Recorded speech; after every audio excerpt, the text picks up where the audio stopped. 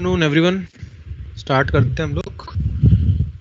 पिछली क्लास में हम इलेक्ट्रोमैग्नेटिक वेव्स के बारे में पढ़ रहे थे, तो थोड़ा सा मैं एक बार ब्रीफली देख लेते हैं क्या क्या हमने किया था पिछली क्लास में। हमने ये काम किया था, याद होगा आप सबको ये चीज़ें, बहुत बेसिक चीज़ें थी सारी की सारी। पॉइंटिंग वेक्टर, ठीक है, तो ये सब हमने कर लिया था अच्छे से। क्वेश्चन भी हमने देख लिया इसमें। आगे बढ़ते हैं इस पर हम लोग और देखते हैं क्या है इसमें बाकी। और छोटा सा ही चैप्टर है, ज़्यादा बड़ा चैप्टर है नहीं है।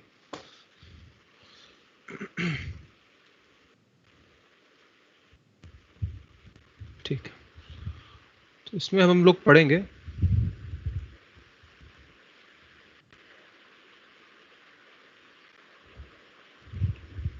Modified Ampere's law. Modified Ampere's law. वैसे एम्पियर्स लॉ क्या होता था? क्या होता था एम्पियर्स लॉ? सर स्टार्टिंग किया है क्या? हाँ, जस्ट स्टार्ट किया है। तो मॉडिफाइड एम्पियर्स लॉ क्या होता है? एम्पियर्स लॉ हमको पता होना चाहिए पहले, मॉडिफाइड फिर बाद में पढ़ेंगे। तो हमने जो पढ़ा है वो है बी डॉट डी एल। हमने जो एम्पियर्स लॉ के बारे में पढ़ा है वो ये पढ़ा है, B dot D L mu naught I enclosed. हम ये पढ़ते हैं, ठीक है ना, इस चीज को हम पढ़ के आए हैं। एम्पियर्स लॉ में ये चीज होती थी। इसमें जो होता है ना आई, अब ये दो पार्ट में डिवाइडेड है। हम क्या मानते हैं इसको? हम कहते थे कंडक्शन करंट होती है, कंडक्शन करंट। पर आपको आज ये बात जान के हैरानी होगी कि एक करंट और होती है जिसको कहते हैं डिस्प्लेसमेंट करंट।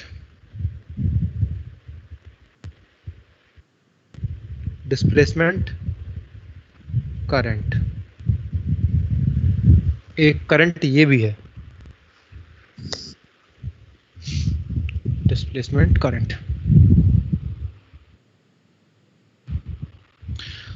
तो कंडक्शन करंट क्या होती है?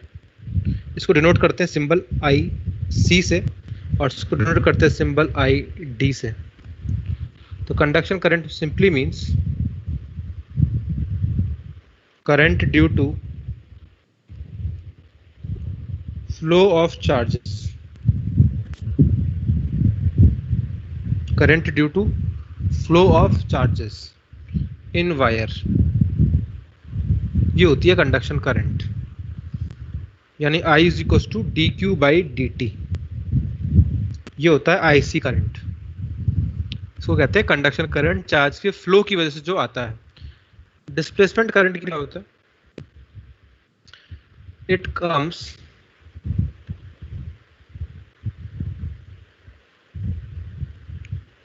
whenever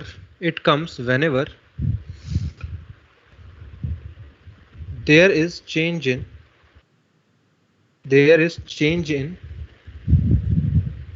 electric flux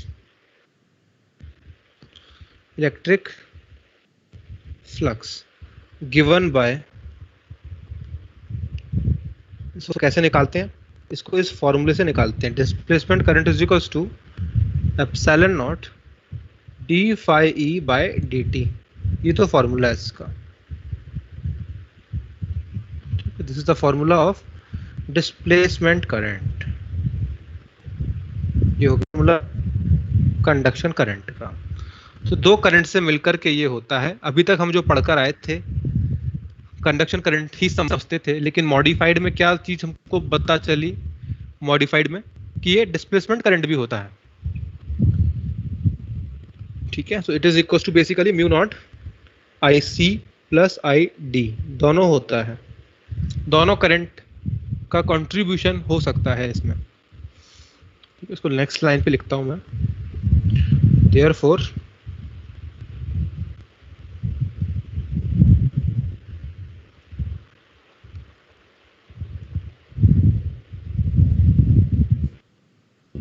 ये हो गया फाइनल रिजल्ट। एम्पियर्स लॉ का फाइनल, हाँ बोलो। सर, हाँ जी सर आपने क्यों किया सर? क्या आज क्लास सर अभी कनेक्ट हुए हैं सर। तो अब लेट क्यों आया? मैं क्या करूं बताओ अब इसमें, बताइए क्या करूं मैं? लेट क्यों आए, रीजन दो। कनेक्ट नहीं हो रहा था, अभी लिंक भिजवा दे सर, किसी बच्चे से तब हुआ सर। ठीक है, देखो मॉडिफाइड एम्पियर्स लॉ क्या कहता है? मॉडिफाइड एम्पियर्स लॉ हम जो, हाँ जी सर आप कहें तो लिंक डाल दें ग्रुप पे। हाँ डाल दो, कोई जो ज्वाइन नहीं हो पा रहा है क्योंकि बच्चा। नहीं सर, मतलब होता है ना सर, मैसेज आता है फिर किसी किसी का। हाँ डाल दो, ग्रुप पे डाल दो।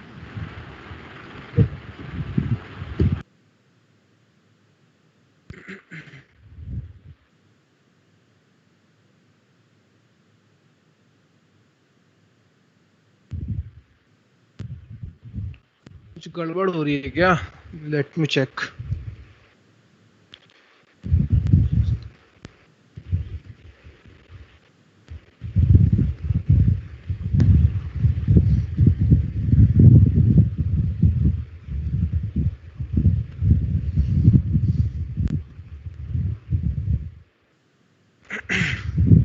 हो गया resolve? Yes Dhananjay, issue resolve हो गया? और तो नहीं आने वाला कोई? नो सर, अब लिंक डाल दी जिसको भी आना वो आएगा। ठीक है, तो देखो मॉडिफाइड एम्पियर्स लॉ सिंपल है। हम जो पढ़ते थे B डॉट डी एल बराबर म्यू नॉट आई पढ़ते थे, पर आई के बारे में हमको किसी ने बताया नहीं था। ये जो आई होता है दो तरह का होता है, दो तरह की करंट से मिलकर के बना होता है। एक करंट वो होती है जिसको हम बचपन से जानते हैं, जिसको कहते हैं कंडक्शन करंट। एक करंट वो होती है जो अब आज हम पढ़ रहे हैं, आज हमने उसको पहचाना है, आज ही हमने उसको सीखा है। जिंदगी में कभी नहीं देखा इस तरह की करंट को, जिसका नाम है डिस्प्लेसमेंट करंट। मतलब ये कैसी current?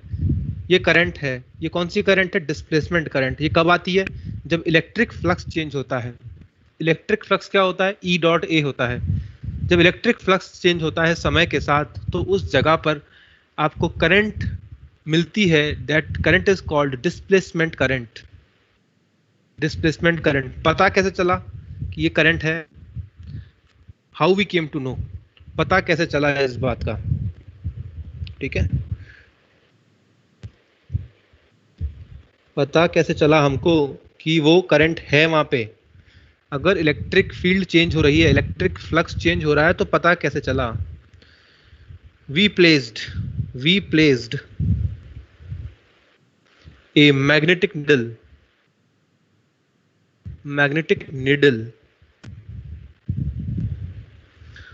in area where electric field was changing. Electric field was changing, and we observed deflection in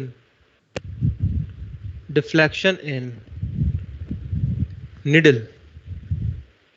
अब बताओ, निडल में डिफ्लेक्शन हुआ तो उसके पीछे कारण कौन होता है? हम तो यही सीखते हुए आए हैं ना कि डिफ्लेक्शन, अगर निडल का मैग्नेटिक निडल का डिफ्लेक्शन होगा तो इसका मतलब मैग्नेटिक फील्ड है वहां पे।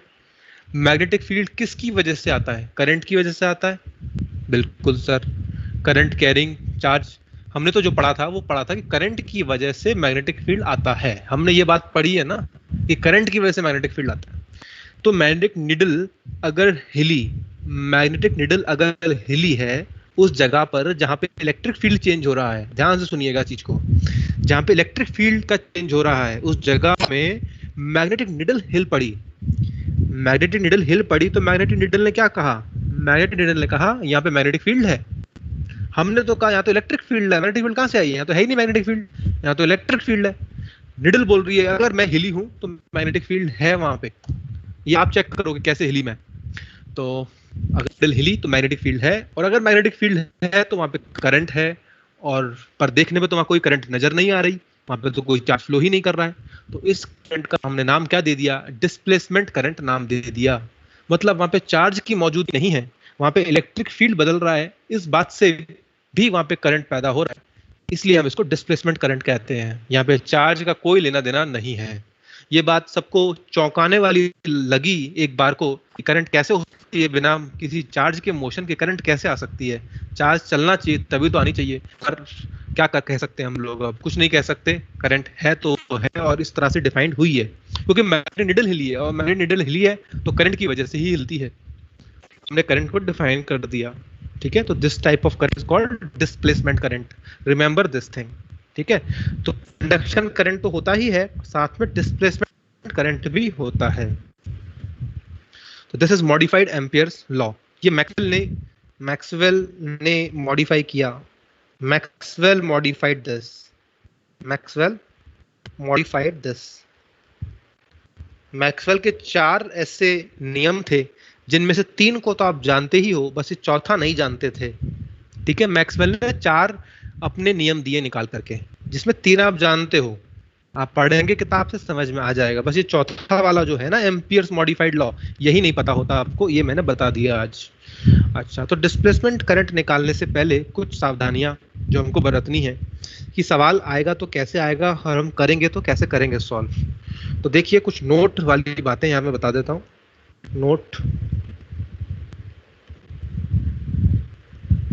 आप लोग अगर AITS में कोई डाउट हो आज तो मेरे से पूछ सकते हैं, लास्ट के 15 मिनट में मैं ओपन रखूंगा, AITS के क्वेश्चंस डिस्कस करूंगा, क्योंकि वो क्वेश्चंस अच्छे होते हैं और आप सबके सामने सॉल्व होने जरूरी हैं। ठीक है, तो आप मैं लास्ट के 15-20 मिनट AITS का पेपर सॉल्व करूंगा सबके सामने, तो मुझे बता देना जब हो जाए लास्ट के 15 मिनट। तो नोट जो यहाँ पे मैं बताना चाहता हूँ डिस्प्लेसमेंट करंट को लेकर करके, वो ये है कि जो फाई होता है, फाई क्या होता है, E.A होता है। फाई इस तरह से हम निकाल लेते हैं भाई, flux due to electric field, that is E.A। ये D phi E by dt है, ध्यान रखिएगा, मैग्नेटिक फ्लक्स नहीं है। ये फैराडे लॉ में समझ बैठना इसको, कुछ लोग इसको फैराडे लॉ वाला फ्लक्स समझ बैठते हैं, क्योंकि इससे पहले मैग्नेटिक वाला चैप्टर पढ़ा होता है, इसीलिए ऐसा होता है। तो ये फैराडे वाला नहीं है, इलेक्ट्रिक फील्ड वाला फ्लक्स है, उसको डिफरेंशिएट कर रहे हैं और एप्सिलॉन नॉट से मल्टीप्लाई कर रहे हैं। ठीक है, तो यहाँ पे मैं क्या कहना चाहता हूँ, ये कहना चाहूँगा, if electric field, just a second, if electric field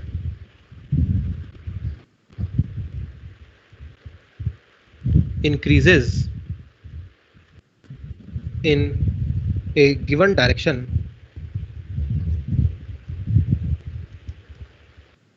if electric field increases, then direction of displacement current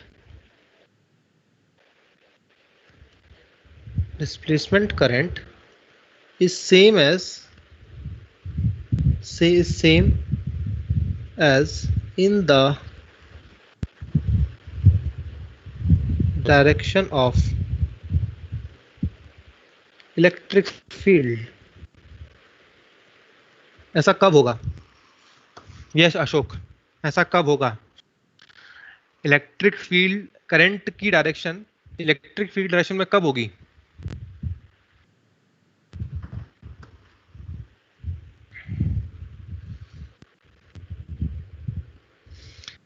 displacement current की डायरेक्शन, डिस्प्लेसमेंट करंट की डायरेक्शन इलेक्ट्रिक फील्ड की डायरेक्शन में कब होती है? जब ये E बढ़ता है, ध्यान रख लीजिएगा, तभी ऐसा होगा। अदरवाइज हम ये कह सकते हैं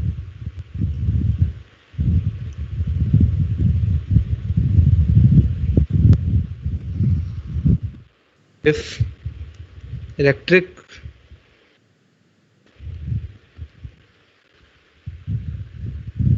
field decreases, यानी कि अगर इलेक्ट्रिक फील्ड डिक्रीज कर रही है, डायरेक्शन तो यही है, डायरेक्शन यही है पर डिक्रीज कर रही है, तो डिस्प्लेसमेंट करंट का डायरेक्शन उल्टा हो जाएगा। डिस्प्लेसमेंट करंट का डायरेक्शन उल्टा हो जाएगा। सर ये बात ठीक है ना, ये बात ध्यान रखिएगा आप। डिस्प्लेसमेंट करंट का डायरेक्शन उल्टा होगा। Remember this thing. तो एक सवाल लेते हैं इस पे based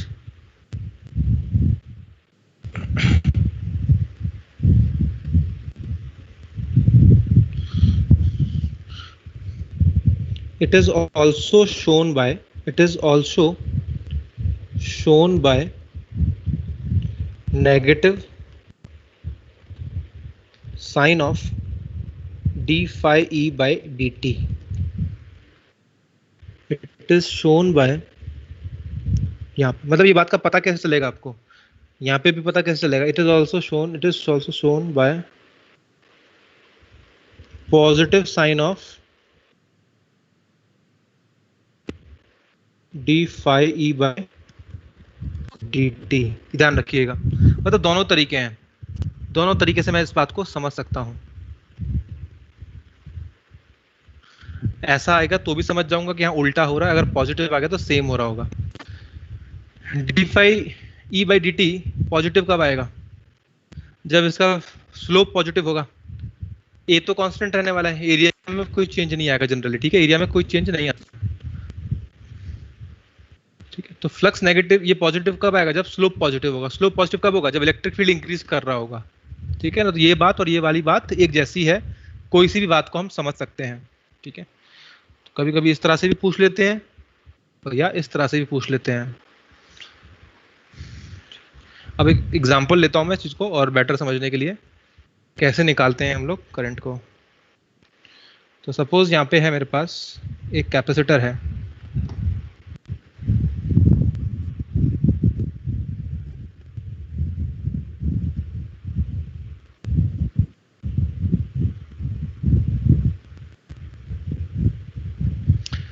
I have a capacitor over here, और उस पर जो चार्ज आया है that is plus Q and minus Q, या रेजिस्टेंस वगैरह लगे होंगे।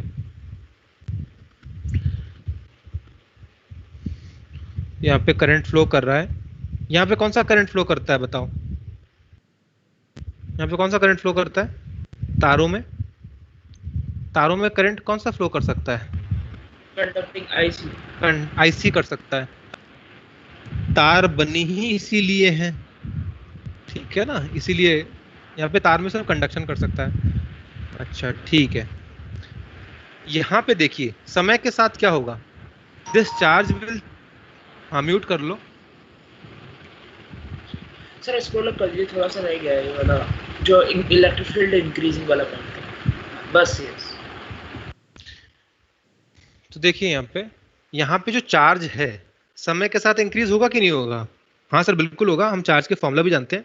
क्या होता था चार्ज का फॉर्मूला, CE 1 - e की पावर t बाई टाउ सी। ध्यान आया, चार्ज बढ़ता था ना धीरे धीरे टाइम के साथ, तो चार्ज तो इंक्रीज होता है। अगर इस पे चार्ज धीरे धीरे इंक्रीज हो रहा है तो इसका मतलब इलेक्ट्रिक फील्ड जो होगी, इलेक्ट्रिक फील्ड जो इसमें होगी वो भी क्या हो रही होगी, इंक्रीज हो रही होगी। इस तरह से इलेक्ट्रिक फील्ड आ रही होगी यहाँ पे ऐसे। अच्छा तो देखो इसका एरिया है सपोज A, इसका एरिया A है, तो यहाँ पे इलेक्ट्रिक फील्ड बदल रही है कि नहीं बदल रही। हाँ जी सर बदल रही है। इलेक्ट्रिक फील्ड का फॉर्मूला होता है Q by A epsilon not, in case of capacitor it is Q by A epsilon not. ये इलेक्ट्रिक फील्ड का फॉर्मूला है। चार्ज अगर बदलेगा तो इलेक्ट्रिक फील्ड बदलेगी, इलेक्ट्रिक फील्ड बदलेगा तो इलेक्ट्रिक फ्लक्स बदलेगा। तो यानी कि इस कैपेसिटर प्लेट के बीच में 100% डिस्प्लेसमेंट करंट का आना बिल्कुल आएगा ही आएगा इसके अंदर, डिस्प्लेसमेंट करंट। तो कैसे निकालेंगे उसको, फ्लक्स निकालो। फ्लक्स ड्यू टू E क्या होगा, डॉट A ये होगा। तो E भी किधर है, इधर ही है, एरिया भी उसका A है, cos 0। तो ये हो गया flux EA। How much is E? E is Q by A epsilon naught into A। तो A से A कैंसिल हो गया, बचा Q by epsilon naught is the flux. But हमको क्या निकालना है, हमको तो निकालना है d phi E by dt। तो ये कितना आ जाएगा, 1 upon epsilon naught dq by dt आ जाएगा। ये आ गया। और डिस्प्लेसमेंट करंट का फॉर्मूला क्या होता है बताइए? डिस्प्लेसमेंट करंट का फॉर्मूला क्या होता है? It is epsilon naught D phi E by D T, ये होता है। तो क्या हो जाएगा सॉल्व करेंगे तो? How much is D phi E by D T? It is 1/1 phi naught D Q by D T. ये कट गया और ये क्या आ गया? D Q by D T आ गया। यानी ये आईसी क्या था? आईसी था D Q by D T. पर यहाँ पे आईडी भी क्या कह रहा है? आईडी क्या कह रहा है? आईडी ये नहीं कह रहा है कि मेरा फॉर्मूला ये है। डोंट थिंक कि आईडी ये कहना चाह रहा है कि मेरा फॉर्मूला भी D Q by D T है। नहीं, आईडी कह रहा है मेरा फॉर्मूला यही है, पर मैं आ इसके बराबर रहा हूं। यानी मैं किसके बराबर आ रहा हूं यहाँ पे? आईसी के बराबर आ रहा हूं। समझ रहे हैं? तो क्या हुआ? ये तो सेम आ गया सर यहाँ पे। तो ये तो सेम आ गई बात, और ये बात सेम आनी भी चाहिए। ये सेम आना भी चाहिए था। सेम आना ऑब्वियस है। सेम आना यहाँ पे ऑब्वियस क्यों है?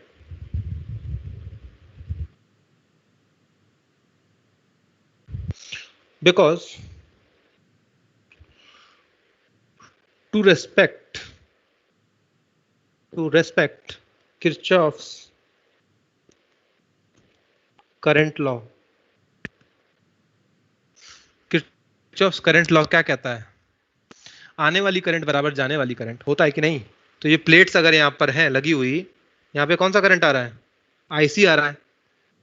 आ रहा है कि नहीं आईसी? यहाँ पे आईसी आ रहा है और यहाँ पे दोबारा आईसी चला जाता है। तो यहाँ पे भी आईसी है, यहाँ पे भी आईसी है। अब बीच में क्या है? बीच में तो गड्ढा है। बीच में तो गड्ढा है। पर ऐसा कैसे हो सकता है? अगर करंट आ रही है फिर कंटिन्यूटी तो मेंटेन रहनी चाहिए ना। करंट अगर फ्लो हो रही है तो या तो हम ये कहें कि ब्रोकन वायर है। देखो हम ये भी तो नहीं कहते कि कैपेसिटर से ब्रोकन वायर, देखने में तो ब्रोकन वायर जैसा लग रहा है, फिर भी करंट दिखाते हैं हम लोग। क्यों दिखा रहे होते हैं करंट? क्यों नहीं कहते कि भाई कैपेसिटर है, करंट तो फ्लो होगा ही नहीं? क्यों ऐसा नहीं कह देते हैं? है ना? उसके पीछे कारण पता है क्या है? कारण ये है कि उसकी कंटिन्यूटी मेंटेन करने के लिए हम ऐसा कह लेते हैं। ये आईडी आ जाता है यहाँ पे, जो कि होता किसके बराबर है? आईसी के बराबर ही होता है। ठीक है, एक कंटिन्यूटी मेंटेन हो जाती है। एक कंटिन्यूटी मेंटेन हो जाती है, इसीलिए यहाँ पे हम इसको एक अब होमोजीनियस कह सकते हैं कि हाँ भाई करंट आई है तो बीच में से करंट जा भी रही है। कौन सी वाली जा रही है? डिस्प्लेसमेंट वाली जा रही है। हाँ जी बोलो। फिर लास्ट कॉन्सेप्ट बताना, नहीं समझ में आया।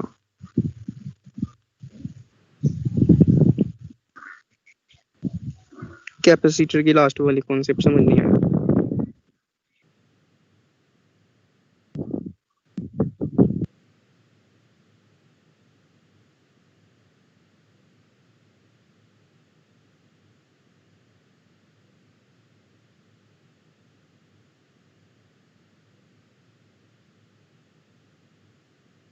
तेरा आवाज नहीं आ रही।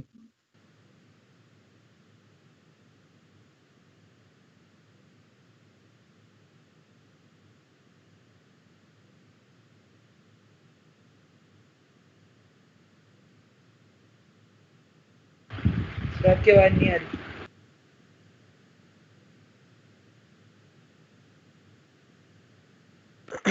हेलो, आवाज आ रही है? यस सर, अब ठीक है। हाँ, वो कनेक्शन चला गया था। ठीक है, तो देखो यहाँ पे क्या कहना चाह रहा हूँ मैं।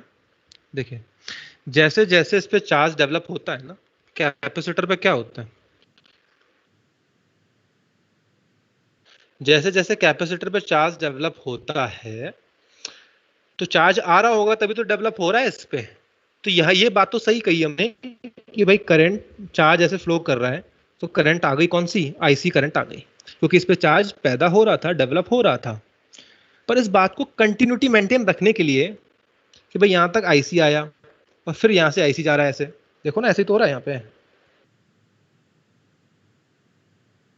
ऐसे हो रहा है कि नहीं? तो इस बात को एक कंटिन्यूटी मेंटेन रखने के लिए यहाँ पे एक करंट और आता है और रिप्लेसमेंट करंट होता है। ये बात हम पहले नहीं बताते हैं जब कैपेसिटर पढ़ाते हैं, ठीक है ना? तो ये बात अभी बताई जाती है। आईसी जा तो रहा है, इस पे चार्ज जब चार्ज डेवलप हो जाएगा, जब चार्ज डेवलप हो रहा होगा। आवाज कट रही है। अब ठीक है क्या? कुछ सही है अभी? Is it fine?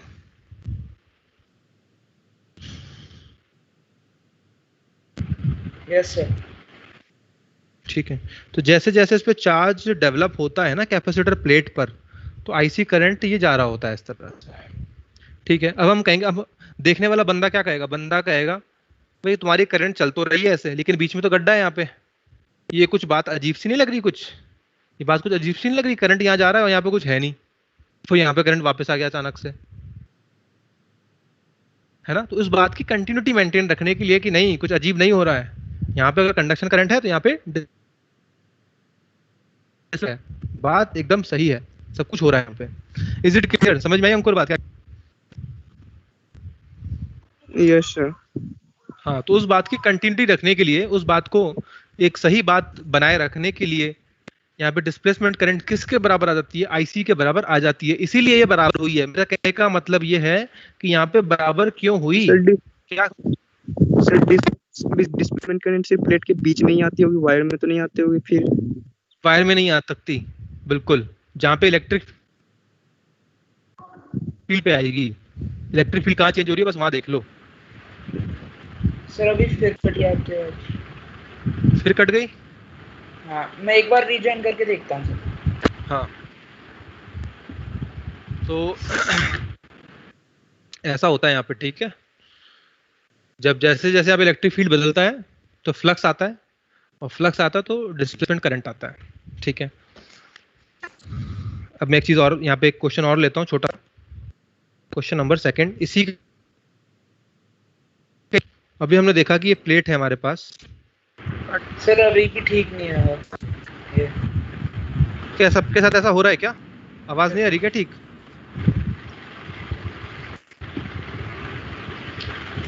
सर आ रही है वो। आ रही है यार धनंजय। मैं रीजॉइन भी कर चुका हूँ। हाँ, अटैक हुआ है आपके इंस्ट्रूमेंट पे कहीं?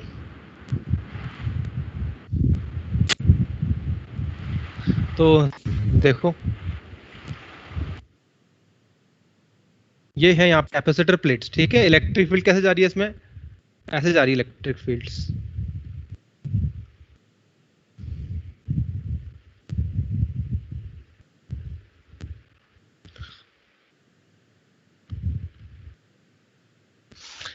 ये चार्ज है यहाँ पे प्लस क्यू, यहाँ पे है माइनस क्यू, ठीक है। ये इलेक्ट्रिक फील्ड लाइंस जा रही है प्लस से माइनस की तरफ। ये एरिया है ए। अब मैंने कहा कि मैंने इतना एरिया बना लिया, अब इतना एरिया मैंने बना लिया। एक्सक्यूज मी सर, मुझे एक एरिया का, हाँ जी बोलो। मुझे एक वर्ड भी क्लियरली सुनाई नहीं दे रहा सर, बहुत कट रही है। अच्छा, मैं सर अपना नेट चेक कर चुका हूँ, वो भी सही दे रहा है स्पीड तो, और अपनी साइड से चेक कर रहा हूँ। ईयरफोन में गड़बड़ तो नहीं है? ईयरफोन सही है? हाँ सर, ईयरफोन सही है, नए हैं। नहीं है? क्या किसी और के साथ ऐसा हो रहा है? बताओ जरा मेरे को, फिर मैं सोचता हूँ कुछ। नो फिर होता है, मतलब 1 सेकंड 2 सेकंड के लिए जाता है, फिर अब आ तुम जाता बताओ है। मैं क्या करूँ धनंजय? सर, मतलब ऐसी खुद देख रहा डिस्टरबेंस हो रही है क्या? मतलब धनंजय को तो बोला समझ ही नहीं आ रहा कुछ। हाँ सर, अभी बिल्कुल आवाज जैसे मतलब टीवी जब सिग्नल चले जाते हैं वैसे टाइप हुआ बहुत ज्यादा, बिल्कुल एक वर्ड भी क्लियर सुनाई नहीं दिया। अच्छा, सारी सेटिंग्स भी चेक कर रहा हूँ अपनी। Yes Rajul, is it clear? आपको आ रही है आवाज? Yes sir. चलो मैं एक चीज मैं और करता हूँ, ठीक है। एक चीज और करता हूँ, लास्ट ट्राई है मेरा ये धनंजय के लिए, मैं अपनी तरफ से करता हूँ।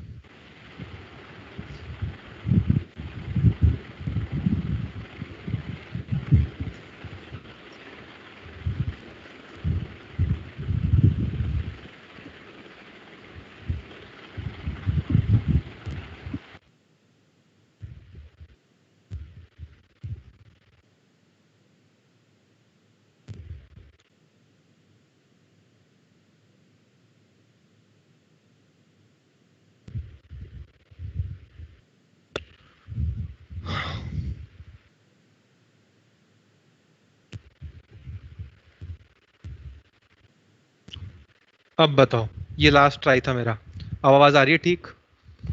यस सर, अब ठीक। ठीक है, यस सर। चलो ठीक है, फाइन।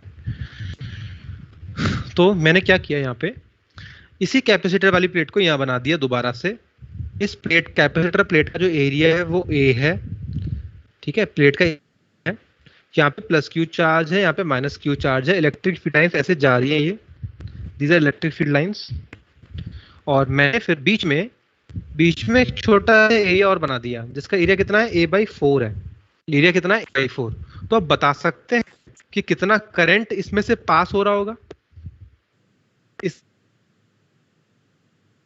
a/4 में से आईडी जा रहा होगा ना इसमें से भी, आईडी डैश कितना पास हो रहा होगा इस a/4 में से, ये पूछा गया सवाल। वही कैपेसिटर प्लेट है, चेंज नहीं किया मैंने, पर मैंने एरिया के ले लिया, बीच में कोई भी एरिया ले लिया a/4 का। बताओ इसमें से कितनी आईडी करंट जा रही है, कितना डिस्प्लेसमेंट करंट जा रहा है, इसमें से भी जाएगा करंट तो जाएगा। सेम क्यों जा रहा होगा बताओ, रीजन है क्या? नहीं कर रहा है फ्लक्स पे तो डिपेंड कर रहा है कि नहीं कर रहा बताओ? हाँ फ्लक्स पे कर रहा है। फ्लक्स ज्यादा किस में होगा, ए में होगा या a/4 में होगा? ए में। ए में होगा, तो ऑब्वियस सी बात है इसमें a/4 में करंट कम ही आएगा। Got it? यस। तो फ्लक्स पे डिपेंड कर रहा है ना वो कि कितना है, रेट ऑफ चेंज जो होगा सो होगा, लेकिन फ्लक्स पे तो डिपेंड कर ही रहा है ना, तो इसीलिए करंट का चेंज तो होना बनता है। तो यहाँ पे पता है क्या आएगा, सिंपल सा रूल है, क्योंकि ये जो करंट है ना हमारी, ये यूनिफॉर्म है, यहाँ पे ये यूनिफॉर्म है, इलेक्ट्रिक फील्ड यूनिफॉर्मली इंक्रीजिंग है, ठीक है, इसको ऐसा कहो। जो हमारी करंट जो आई है ना यहाँ पर, अब इस बात को थोड़ा समझने के लिए थोड़ा सा ध्यान दो, दो तरीके से बताऊंगा इस चीज को मैं, ठीक है। तो पहला तरीका क्या है, ये मेथड 1 है, दिस इज मेथड 1, कि a/4 में से पूछ रहा है करंट बताओ आईडी डैश। तो आपका नॉर्मल तरीका जो होता है वो अप्लाई करो आप, सिंपल सा। आईडी निकालने के लिए क्या करते हो आप, d∅e/dt करते हो ना, ये करो बस आप सबसे पहले। तो ये क्या आने वाला है बताओ, फ्लक्स क्या होगा, EA होगा, फ्लक्स जो आएगा वो आएगा EA। तो E इंटू एरिया कितना है, a/4, ये किया आपने। फिर अगले स्टेप में क्या करोगे, E कितना है, E तो ये होता है, तो यहाँ लिख दो AE0 इंटू a/4, ये करोगे, बिल्कुल वो जो करते जाओ स्टार्टिंग से, सब समझ में आ जाएगा फिर आपको लास्ट में। ये तो निकाला मैंने फ्लक्स, हाँ ये निकाला है मैंने फ्लक्स, ये है मेरा फ्लक्स, ये आ गया, ठीक है। तो फ्लक्स आ गया फाइनली Q/4 ε0, ये आ गया। तो d∅/dt करो, तो क्या आएगा यहाँ पे, d∅e/dt is equals to 1/4 dq/dt ε0। id dash कितना होगा, ये होगा, तो यहाँ से कितना आ जाएगा फिर, ε0 1/4 ε0 इंटू IC, ये कट गया तो कितना आ रहा है, IC/4 के बराबर आ रहा है id डैश, यानी id डैश किसके बराबर आ रहा है, इट इज id जो पहले था डिवाइड बाई 4। ये तो है मेथड 1। मेथड 2 क्या होगी, यूनिटरी मेथड लगा दो, यूनिटरी मेथड पे लगा दीजिए। यूनिटरी मेथड क्या कहती है, अगर ए एरिया था तो करंट कितनी थी, आईडी थी, और जब आपका एरिया 1 होगा तो करंट कितनी होगी, ID/A हो जाएगी, और जब एरिया A/4 होगा तो करंट कितनी होगी, ID/A इंटू A/4, ये हो जाएगी। तो कितना, ID/4 आ गया, ऐसा भी कह सकते हैं। समझ में आ गया? तो ऐसे सवाल भी वो दे देता है। ये एरिया पे डायरेक्टली डिपेंड कर रहा है, ये कह सकती है एरिया पे डायरेक्टली डिपेंड करता है। हाँ एरिया पे डायरेक्टली डिपेंड कर रहा है, एरिया कम करोगे तो आप यूनिटरी मेथड लगा सकते हो फिर, ठीक है ना। तो ये रीजन मतलब है इसका, सिंपल सी बात है। जो करंट आएगा पूरे में फैलेगा करंट, ये ध्यान रख लीजिएगा। जो करंट फैल रहा है ना वो पूरे में फैल रहा है, इस पूरे में है करंट, ये ऐसे करंट फैला हुआ है, ऐसा कह लो, ये आईडी है, ये करंट है, यही है करंट, ऐसा मान लो, दिस इज द करंट। अब छोटे से एरिया में लोगे तो कितना हो जाएगा करंट, कम हो जाएगा कि नहीं, हाँ। तो ये पूरे एरिया में फैला हुआ है करंट, ऐसे जा रहा है क्यूबॉइड की तरह। तो दिस इज द थिंग। तुमने ये सवाल भी देख लिया, इस पे सवाल आपको मिल सकते हैं, काफ़ी सारे सवाल सॉल्व कर सकते हो आप इस पे बेस्ड। ठीक है, तो यही है मेनली इसमें, इस चैप्टर में एक चीज़ और दी हुई है, रेडिएशन प्रेशर के बारे में दिया हुआ है, 2I/C I/C। वो चीज़ हम मॉडर्न फिजिक्स में पढ़ते हैं, मॉडर्न फिजिक्स चैप्टर है हमारा, उसमें पढ़ा जाएगा डिटेल में। उसने दो लाइन में लिख करके छोड़ दिया है आपकी किताब में अभी, ठीक है, तो उसको हम बाद में पढ़ते हैं डिटेल में, अभी नहीं पढ़ते, अभी पढ़ने का कोई फायदा नहीं है एक्चुअली में उसको, क्योंकि मॉडर्न फिजिक्स का फोटोन के बारे में पता होना चाहिए, मोमेंटम, तब हम उसको पढ़ पाएंगे ढंग से। तो आपके इलेक्ट्रोमैग्नेटिक चैप्टर में यही चीज़ें हैं इंपॉर्टेंट, ठीक है, और आपको वेवलेंथ का थोड़ा सा लगभग अप्रॉक्सीमेट आइडिया होना चाहिए। वेवलेंथ जो आपकी किताबों में लिखी हुई है, एक थोड़ा सा आइडिया होना चाहिए, ऐसा नहीं कि रटना है आपको, एकदम रटना नहीं है। एनसीईआरटी किताब में जो भी वेवलेंथ लिखी हुई है उसका एक रफ आइडिया होना चाहिए कि वेवलेंथ किसको, एक्सरे की कितनी होती है, गामा की कितनी होती है, एक रफ आइडिया, मतलब एक तुक्का मारने लायक आइडिया होना चाहिए, एग्जैक्ट फिगर याद नहीं करनी होती है हमें कभी भी, ठीक है ना। तो वेवलेंथ का आइडिया होना चाहिए। फ्रीक्वेंसी आप छोड़ सकते हो, फ्रीक्वेंसी की जरूरत नहीं होती उतनी, ठीक है। वेवलेंथ का थोड़ा सा आइडिया रखना, और कहाँ कहाँ यूज करते हैं थोड़ा थोड़ा हल्का फुल्का एनसीईआरटी लेवल, एनसीईआरटी से क्या पढ़ना है वो मैं आपको बता रहा हूँ। एनसीईआरटी से आपको वेवलेंथ, इलेक्ट्रोमैग्नेटिक स्पेक्ट्रम जो होता है पूरा, वो एनसीईआरटी से पढ़ना है। तो आपको काम बता देता हूँ जो एनसीईआरटी से करना है आपको, इलेक्ट्रोमैग्नेटिक स्पेक्ट्रम आपको पढ़ना है वहां से। इलेक्ट्रोमैग्नेटिक स्पेक्ट्रम, इसमें क्या पढ़ना है, rough idea of wavelength and uses ये पढ़ना है आपको उसमें से। और मैक्सवेल के 4 नियम है टोटल, जिसमें से आप 3 को जानते हो, चौथा मैंने पढ़ा दिया आपको ऊपर। मैक्सवेल के 4 नियम भी पढ़ने हैं, ठीक है ना, मैक्सवेल्स 4 लॉज, ये पढ़ने हैं आपको। तो ये एनसीईआरटी से आपको पढ़ना होगा। तो मैंने बता दिया कौन सी चीज एनसीईआरटी लायक है, ठीक है। बाकी सवाल आप जितना जल्दी प्रैक्टिस करेंगे इस पे बेस्ड, उतना फायदा आपको जल्दी से होगा। जितना लेट करोगे इस पे प्रैक्टिस, मतलब मैं ये कहना चाह रहा हूँ कि आप प्रैक्टिस इसकी शुरू कर दो। ये चैप्टर ऐसे होते हैं कि अगर आपने इनको 10-5 दिन थोड़ा सा अकेला छोड़ दिया ना, तो फिर ये भूलने लग जाते हैं इस चैप्टर को। ये चैप्टर ऐसे हैं, होते बहुत आसान है, लेकिन एक बार स्वाइपिंग कर लो, ठीक है ना, ज्यादा हाई लेवल पे मत करो, लेकिन एक बार तो फेर ही लो, ऊपर से सवाल कर लो 2, 4, 5, 6, तो इससे जुड़े रहोगे थोड़ा सा। एकदम ऐसा नहीं कि पढ़ लिए और दूसरा चैप्टर पढ़ रहे हैं, ईएमआई पढ़ रहे हैं, उसके सवाल कर रहे हैं, ऐसा नहीं मत करना। आज पढ़ा है तो उसके सवाल आज ही कर डालो जितने भी हो सकते हैं। तो ये था हमारा ये वाला पार्ट, ठीक है, ये हो गया। तो अब मैं स्टार्ट करने जा रहा हूँ आपका अगला जो टॉपिक आता है, वो आता है रे ऑप्टिक्स, ठीक है। तो हम रे ऑप्टिक्स में जंप करते हैं। अब हमारा बहुत हो गया मैग्नेट, बहुत हो गया करंट dq/dt। अब हम आ जाएंगे रे ऑप्टिक्स में, जहाँ पे इन सब चीज़ों को लेकर के बात नहीं होंगी एटलीस्ट, ठीक है। अब ये अलग टॉपिक है अपने आप में, रे ऑप्टिक्स, इसका पुराने से कोई लेना देना नहीं होगा, ठीक है। अब अलग चलेगा सब, अब जो दुनिया चलेगी अब अलग चलेगी दुनिया सारी। जिसका जो भी छूट गया है पुराना, उसको कोई फर्क नहीं पड़ेगा कि अब मैं क्या पढ़ रहा हूँ, ठीक है ना। तो एंटायरली डिफरेंट थिंग होगी अब ray optics. So today I am starting with a new topic, ray optics. Heading डाल लेते हैं यहाँ पे, रे ऑप्टिक्स। चलिए,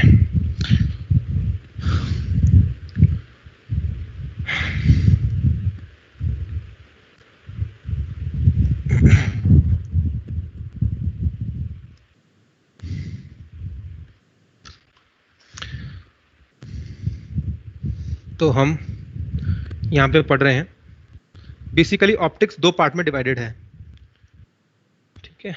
ऑप्टिक्स है 2 पार्ट में डिवाइडेड।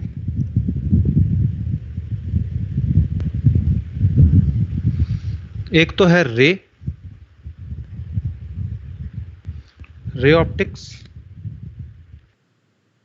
एंड एक है वेव ऑप्टिक्स। अलग अलग चैप्टर है इन पे, पूरा 1.5 महीना लगता है इसको खत्म करने में, दोनों को 1.5 महीने जाएगा इसमें पूरा आपका, ठीक है ना। और इसी में आपका शायद 1 महीना निकल जाएगा पूरा। तो आज तारीख है हमारी 22, तो आप 22 अक्टूबर तक ये खत्म होने के चांस हैं, रे ऑप्टिक्स, इतना बड़ा होता है ये चैप्टर, और ये भी फिर 2 लेक्चर में ये खत्म हो जाता है, 2 से 3 में, तो थोड़ा टाइम लगेगा इसमें, ठीक है। तो wave optics and ray optics कब यूज करते हैं, किसका, कैसे पता चलता है?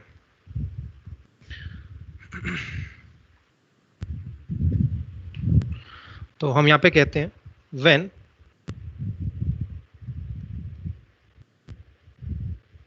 Dimension of object interacting with light, when dimension of object interacting is greater than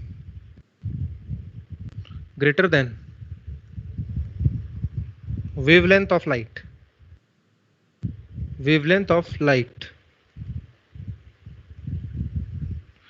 then ray optics dominate, then ray optics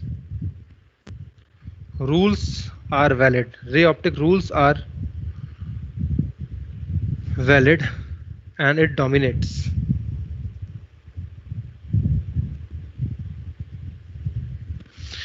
Whereas in case of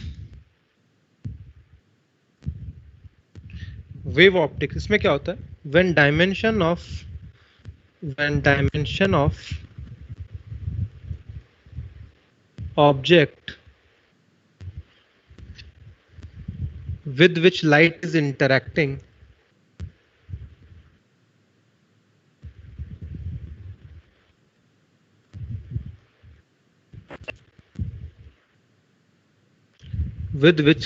is interacting is equal to, is almost equal to wavelength of light, then wave optics dominate.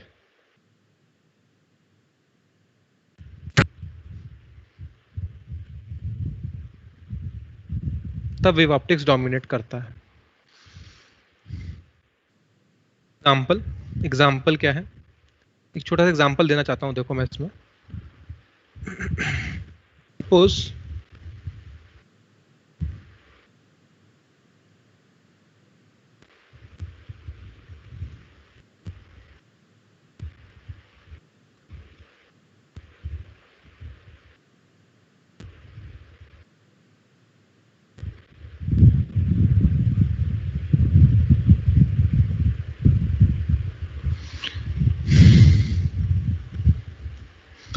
Suppose एक छोटा सा इसमें whole हो रखा है, ये एक छोटा सा होल किया हुआ है मैंने,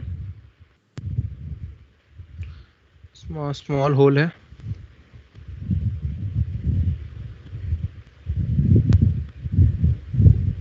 और यहाँ पे स्क्रीन लगाई हुई है, यहाँ पे है स्क्रीन,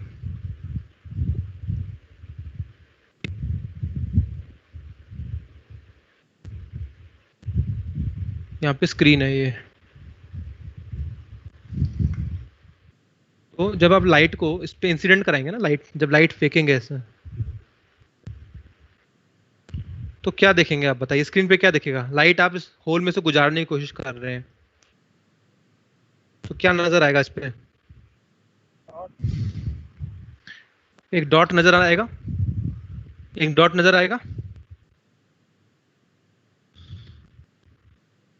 क्या कहोगे?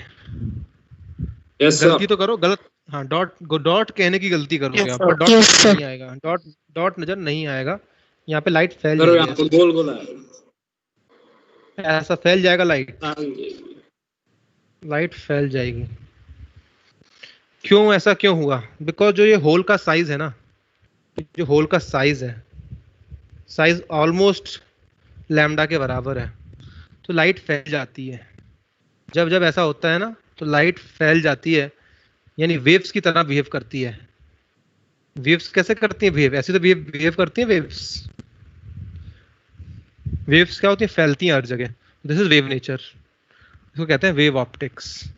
अगर ये गड्ढा थोड़ा बड़ा होता तो डॉट आता है यहाँ पे, तो क्या कहते हैं हम? रे ऑप्टिक्स डोमिनेट कर रही है, ठीक है। इफ साइज बड़ा होता तो क्या होता?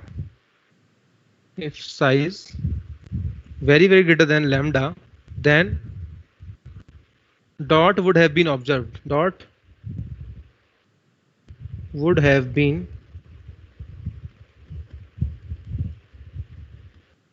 observed.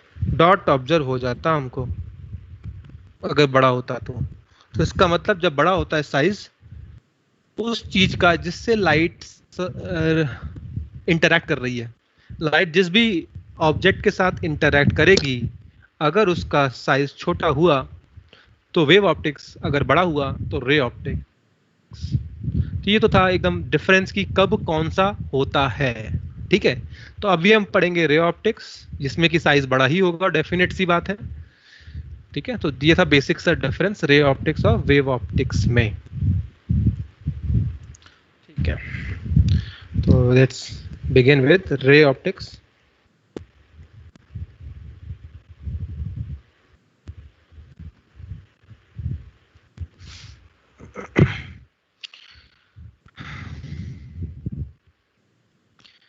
कुछ टर्म्स हैं, इसके टर्म्स पे थोड़ा ध्यान दे लेते हैं, छोटे मोटे टर्म्स हैं। एक सेकेंड,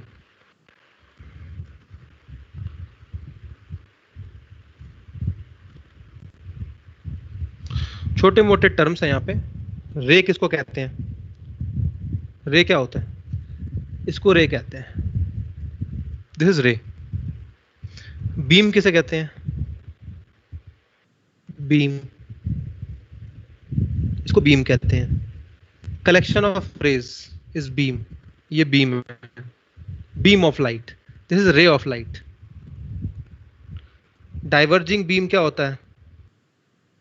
डाइवर्जिंग बीम क्या होता है? डाइवर्जिंग बीम ऐसे होगा, डाइवर्जिंग। कन्वर्जिंग कैसा होगा?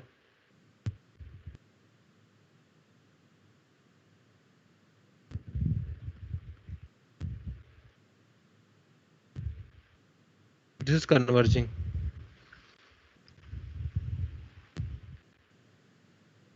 तो ये छोटे छोटे टर्म्स हैं।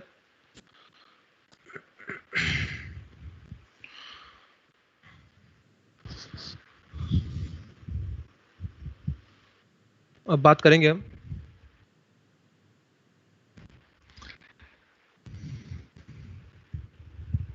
चलिए, नेक्स्ट इज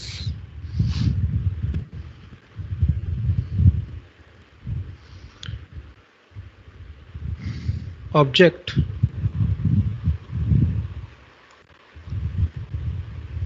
ऑब्जेक्ट क्या होता है? What is object?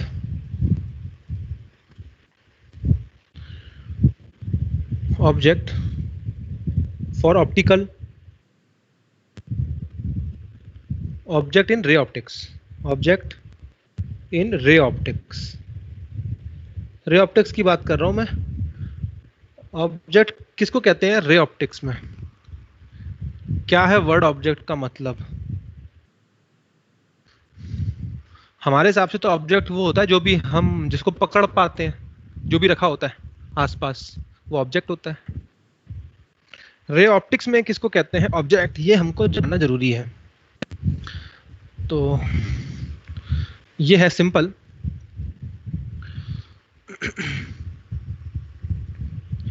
Meeting point of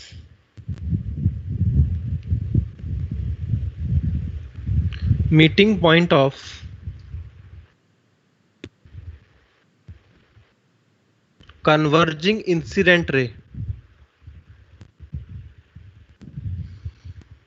converging या यूं कहो से मीटिंग पॉइंट ऑफ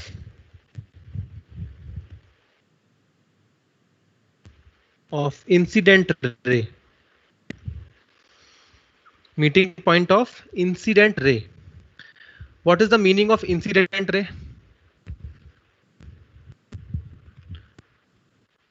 ये बात भी अभी सबको नहीं पता है, इंसिडेंट रे किसको कहते हैं। यहां लिख तो दिया मैंने, meeting point of incident ray, it means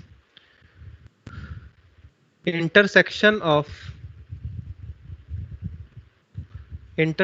of rays of light हाँ मैं बिल्कुल शुद्ध भाषा में लिख रहा हूँ।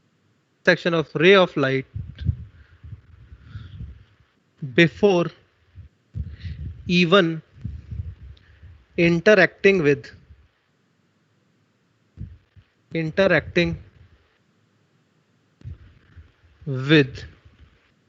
intersection of rays of light before even interacting with the optical instrument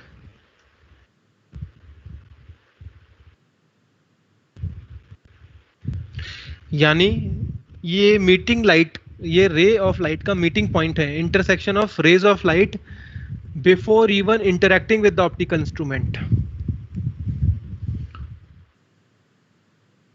हम डायग्राम के थ्रू समझते हैं इसको। सपोज ये मिरर है, ऑप्टिकल इंस्ट्रूमेंट का मतलब क्या होता है? What is the meaning of optical instrument?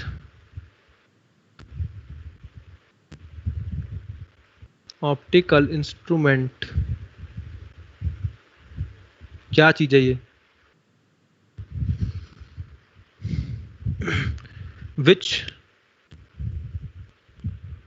changes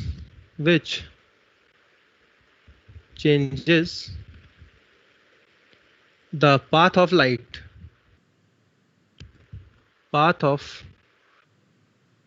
changes the path, changes the direction of light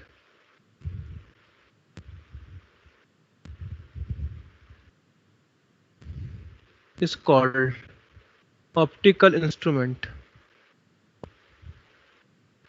कौन कौन हो सकता है ये इस हिसाब से? मिरर होगा, लेंस होगा, सरफेस होगा किसी का, सरफेस ऑफ लिक्विड, कुछ भी हो सकता है जो कि लाइट को चेंज कर दे, लाइट के रास्ते को चेंज कर दे, लाइट की डायरेक्शन को चेंज कर दे, वो ऑप्टिकल इंस्ट्रूमेंट होता है। और ऑब्जेक्ट किसको कहते हैं? ऑब्जेक्ट कहते हैं meeting point of incident ray या फिर intersection of rays of light before even interacting with the optical instruments, यानी उससे टकराया भी नहीं है अभी, रे ऑफ लाइट ऑप्टिकल इंस्ट्रूमेंट से अभी टकराई भी नहीं है, उससे पहले ही जो मीटिंग पॉइंट होगा वो होगा ऑब्जेक्ट। अब it can be real also, it can be real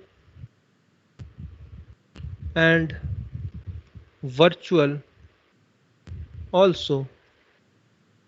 देखते हैं इस चीज को।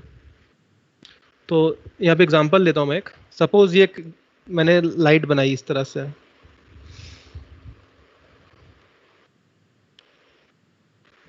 ये लाइट बनाई है, तो इन दोनों लाइट का मीटिंग पॉइंट कहाँ होगा? पीछे तो होगा नहीं, पीछे तो होगा नहीं, कहाँ होने वाला है meeting point? Before even interacting with this, इससे इंटरैक्ट करने से पहले ही बताना है आपको, तो यहाँ पे होगा कहीं ना कहीं। ये हो गया, ये हो गया।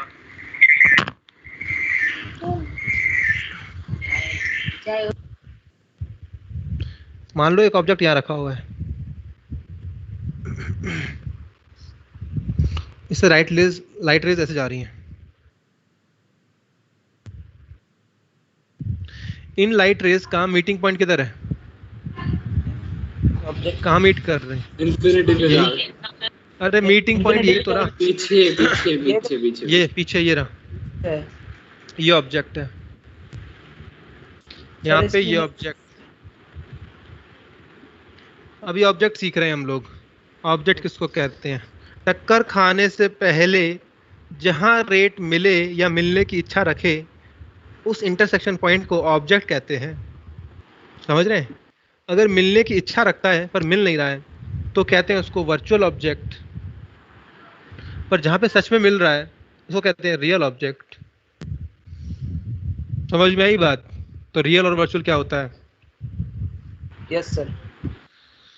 ठीक है, तो टक्कर खाने से पहले जो मीटिंग पॉइंट लाइट का होता है वो होता है ऑब्जेक्ट। अब इसमें भी दो टाइप हो जाते हैं, वर्चुअल या रियल। वर्चुअल जब होगा जब मिलने की इच्छा रखे पर मिल ना पाए, और रियल जब होगा जब सच में मिल रही हो। ठीक है, तो ये होता है।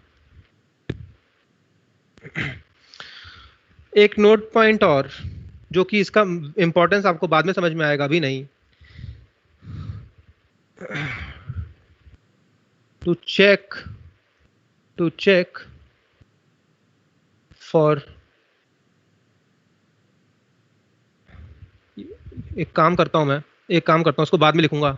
अभी इमेज के बारे में बता देता हूं आपको कि इमेज क्या होती है। बताइए इमेज क्या होगी फिर हिसाब से, इमेज को क्या कहूंगा मैं? भाई टक्कर खाने से पहले जो मिलन पॉइंट होता है वो ऑब्जेक्ट हो गया, अब टक्कर खाने के बाद जो मिलन पॉइंट होगा उसको क्या कहेंगे हम? इमेज कहेंगे। इमेज होगी।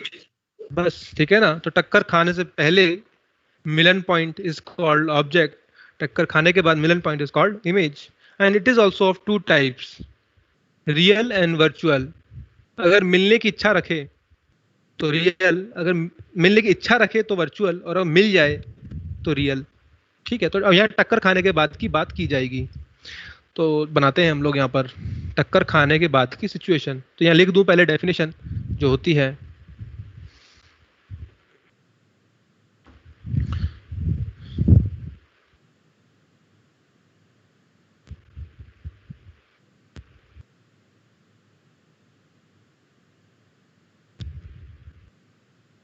मीटिंग पॉइंट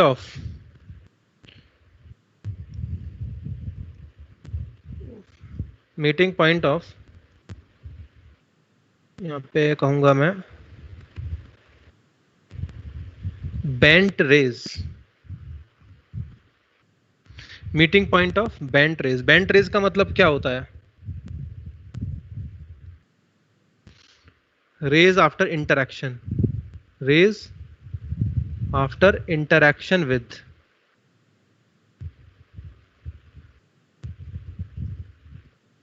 इंस्ट्रूमेंट, उसको कहते हैं बेंट रेज। ठीक है, meeting point of bent rays. तो intersection of rays of light, after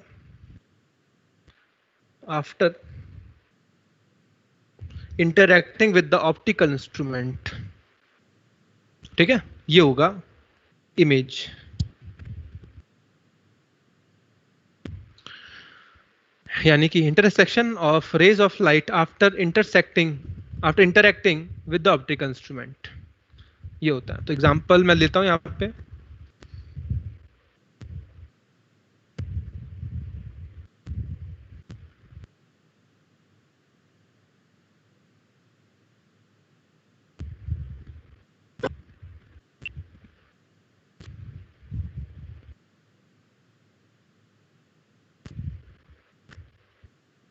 तो बताइए यहाँ पे कैसा है हिसाब किताब, कैसी है इमेज? पीछे है इमेज, छोटी है। पीछे है रियल, वर्चुअल, इमेज कैसी रियल है? होगी, रियल। इमेज रियल है। देखो आपको जो भी पता है ना क्लास 9th और 10th की नॉलेज, वो यहाँ पे उतनी काम नहीं आने वाली, ध्यान रखिएगा। ये मत सोचना कि हमको 9th 10th में मिरर पढ़ा था हमने तो हम बॉन्ड है। नो, यहाँ पे वो सब टूट जाएंगे ख्याल। ठीक है, थोड़ा बहुत नॉलेज जो था वो वही रखो, जो बता रहा हूँ अब ये काम का है। ये देखने का नजरिया बदल देंगी आपको कि ऑब्जेक्ट किसको कहते हैं, इमेज किसको कहते हैं, नजरिया बदल जाएगा आपका। तो यहाँ पे टक्कर खाने के बाद कौन सी रेज है? लाल वाली है या सफेद वाली है? टक्कर खाने के बाद लाल वाली है। तो लाल वाली का मीटिंग पॉइंट कैसा है? एक्चुअल में है ना, एक्चुअल में रेज ऑफ लाइट मिलना चाह रही है यहाँ पे।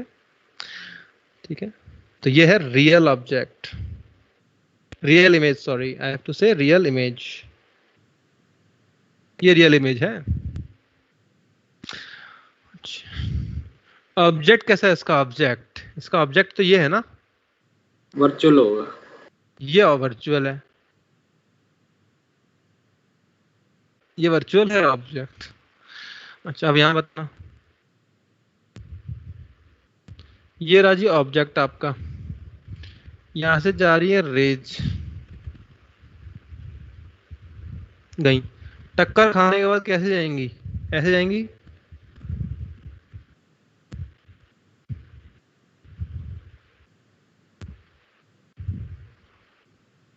बताइए इन लाल वाली रेस का मीटिंग पॉइंट किधर संभावित है?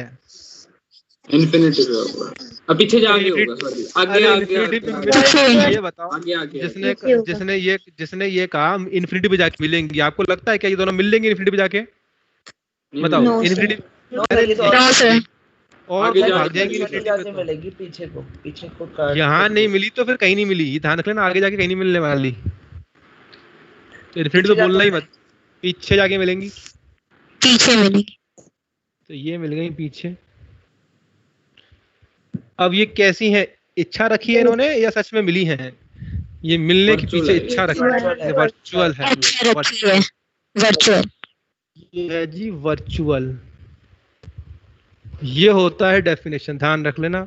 जो पुराना रूल है सब छोड़ दो, ये है रूल। टेक्निकल तरीके होते हैं चीज़ों को डिफाइन करने के। इमेज किसको कहते हैं, ऑब्जेक्ट किसको कहते हैं। अच्छा, अब मान लीजिए अगर मैं बीच में कुछ खड़ा कर दूं आदमी को, समझ रहे हो कि, चलो अब मैं नोट पॉइंट लिखता हूं यहाँ पे, उसकी अब जरूरत पड़ गई।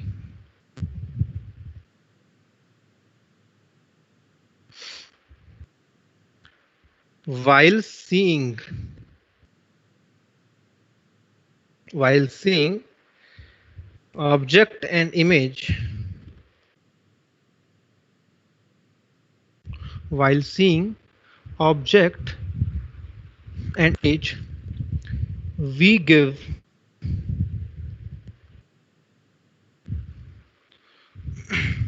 देखो वर्चुअल जो होती हैं डॉटेड लाइन से मिलती हैं। एक बात और लिख लो यहाँ पे, डॉटेड लाइंस। रियल जो होती हैं hard lines. Hope you understand what is the meaning of hard lines and dotted lines. ठीक है, रियल होगी तो भाई सच में होगी ना लाइन। डॉटेड बनाने का मतलब क्या होता है कि वहां पे है नहीं, डॉटेड बना रहे हो आप।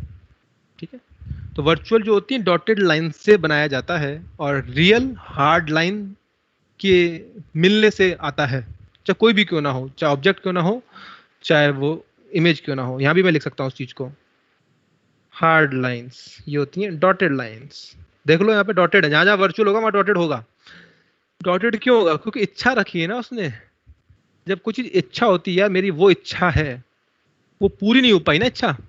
जब कोई चीज पूरी नहीं हो पाती पर इच्छा होती है तो डॉटेड लाइन से शो करते हैं, इसलिए डॉटेड बोल रहा हूँ। ठीक है, अच्छा, while seeing object and image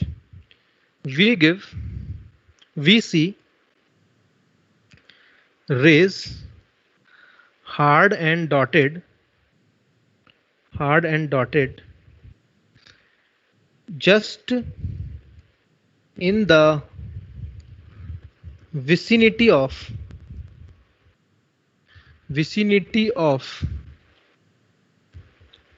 that optical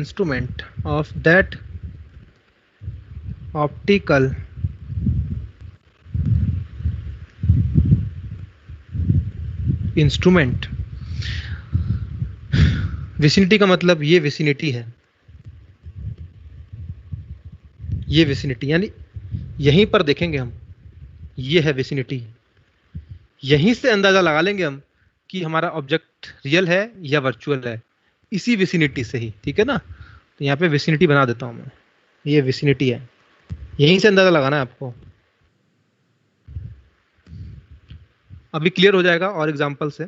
एक एग्जांपल मैं और ले रहा हूं यहाँ पर, देखिएगा। ठीक है, ये लास्ट एग्जांपल होगा, तब हम AITS के सवाल कर लेंगे। इसके बाद नंबर एग्जांपल ले रहा हूं एक,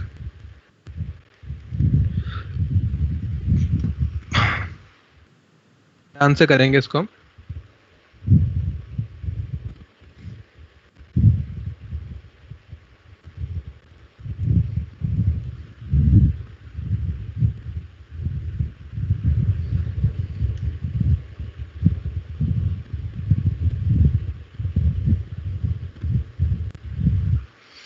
ये जी ऑब्जेक्ट रखा हुआ है, ठीक है। रेज ऐसे जा रही हैं, रेज ऐसे जा रही हैं, तो क्या होगा जब रेज ऐसे जाएंगी, टकराएंगी इससे। ये मिरर M1 है और ये मिरर M2 है, ये स्फेरिकल मिरर है, ये प्लेन मिरर है, ठीक है। जब टकराएंगी तो क्या होगा, रेज फिर ऐसे जाएंगी,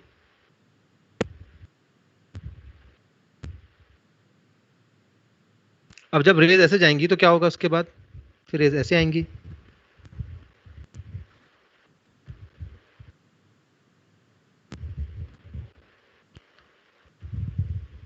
ये सब कुछ मैंने यहाँ पे बना दिया। देखो ये O, ये इसको कह लेता हूं मैं 1 2 3, 3 पॉइंट्स मैंने यहाँ मार्क कर दिए।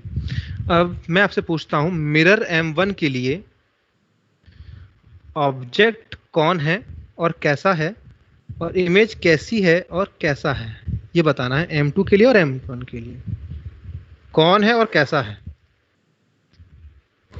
तो बताइए M1 के लिए ऑब्जेक्ट कौन है? ऑब्जेक्ट 1 है, वर्चुअल होगा, कैसा One. है? रियल होगा, और इमेज Real. वर्चुअल होगी। इमेज वर्चुअल है और इमेज ठीक है, अब इमेज बताओ, और वर्चुअल एंड थर्ड इमेज कौन है? रियल इमेज कौन है? 3 3 है, Three. कैसी कैसी है? वर्चुअल यही ध्यान से सोचना है आपको। बताओ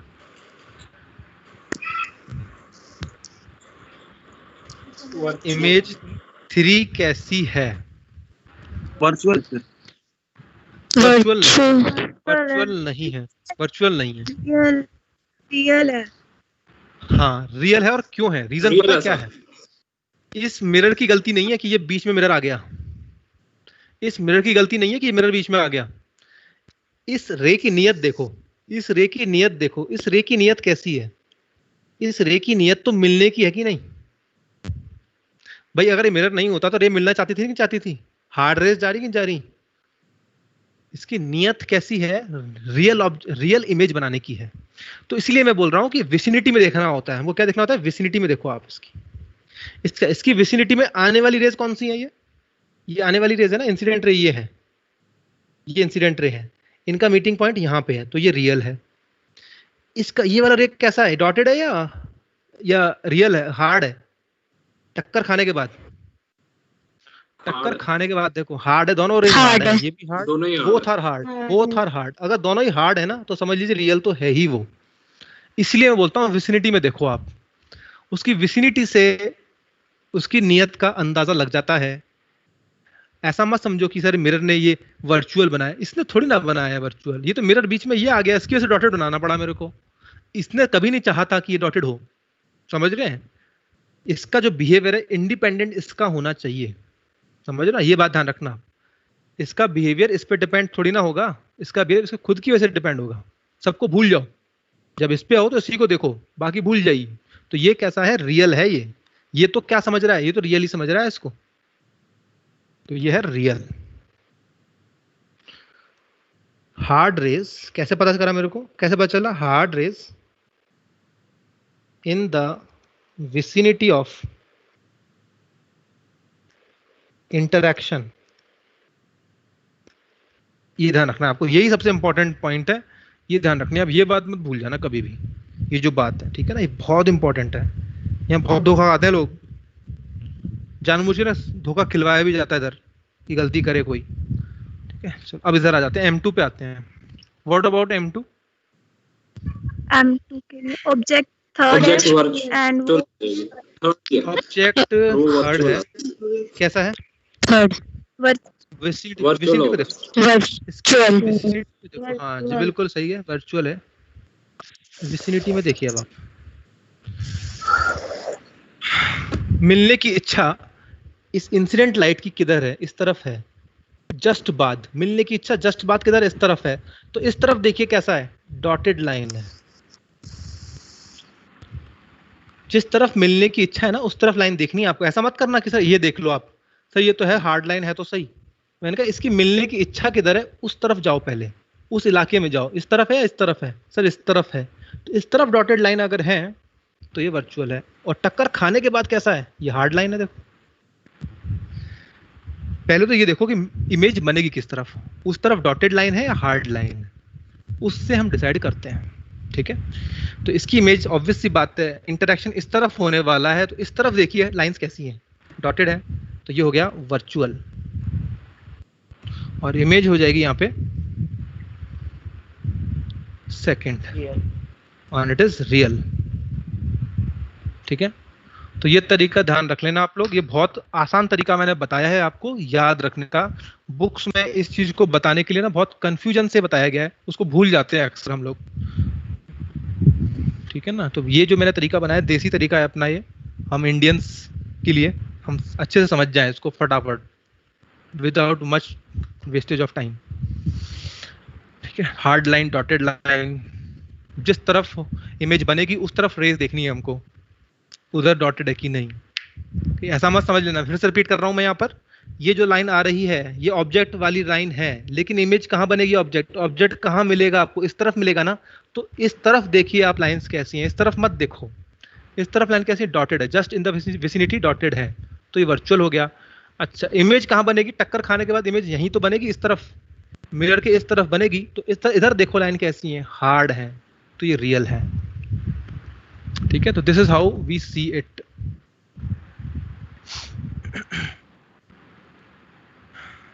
ये हो गया हमारा ये वाला पार्ट। अब AITS के कुछ सवाल आप लोग मेरे को फटाफट से भेजो, यहाँ पे मैं डिस्कस करना चाहता हूँ अच्छे सवाल जो नहीं हो पाए हैं आप लोगों से। एक सवाल तो मुझे को याद है, वो मैं यहाँ डिस्कस कर लेता हूँ, जो कुछ लोगों ने मेरे को भेजे हुए हैं, और वो डाउट आपके भी हो सकते हैं। सवाल था, धनंजय ने ग्रुप में डाला हुआ था वो, AITS का मैं थोड़ा सा यहाँ पे बात कर लेता हूँ, इसको अलग पेज पे करता हूँ सॉल्व, यहीं पे कर लेते हैं, चलो छोड़ो। AITS एक सवाल है, अच्छा सवाल है, देखिए यहाँ पे क्या दिया हुआ है, क्वेश्चन नंबर 43 है।